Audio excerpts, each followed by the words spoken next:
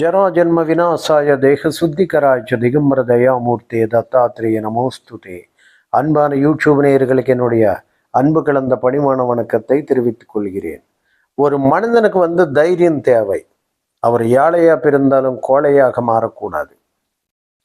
எது இருந்தாலும் துணிந்து செயல்பட வேண்டும். நினைத்த காரியத்தை விடாமுயற்சியோட வெற்றி மேல வெற்றி பெற வேண்டும். இதெல்லாம் ஒரு மனிதனுக்கு இருக்க வேண்டும் என்றால் அவருக்கு நிச்சயமாக செவ்வாய் பலமாக இருக்க வேண்டும்.